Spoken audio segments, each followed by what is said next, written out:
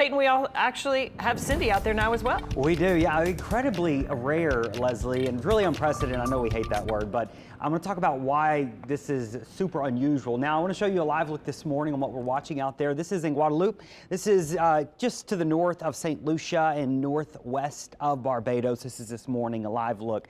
You can see squally. It's rainy there. It's windy, but we've certainly had worse. The center of Bret, there's not a whole lot to Bret. It's still producing some rain and gusty winds, but it does not look good. It's being shredded by dry air and shear, and that'll continue to be the trend as it makes its way into the Caribbean. By tomorrow and Sunday, there's really not going to be much left of it, and it's already struggling and should weaken quite a bit over the next 48 hours. So no issues there once this does get past the islands. We're not expecting this to be an issue for the United States or anything like that. Now, behind Bret, we have Cindy. Cindy was the newly formed tropical system as of last night. This is a we've got to wait for this to load. This is a third name storm of the season, and usually our third name storm does not form until around August the 3rd. So this is way ahead of schedule. It is sitting about 900 miles east of where Bret is, or nearly 1,000 miles east of Bret. This is going to stay north of the Caribbean islands here. You can see the track of this one strengthening some more, and then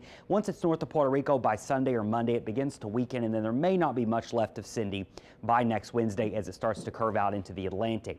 How unusual is it to get a tropical storm out here this time of year? Well, it's highly unusual. These are the ones that we've seen form going back through at least the early 1900s. This year we've had two, Bret and Cindy. That's incredible in of itself, and that's actually never happened before. We've never had two tropical systems form this far out in the Atlantic in the month of June. Now, where do storms usually form in the month of June? Well, obviously the Gulf of Mexico off the East Coast and in the Western Caribbean. This is more typical in the month, but this is not. So that's something we've never seen before, is two tropical systems form in June, and also they're at the same time. They're happening simultaneously. So quite incredibly unusual for this time of year. And it's just thanks to how hot the Atlantic is right now. The shear hasn't been that high. So things we just often don't see. Once again, neither one of those are going to be an issue for the United States.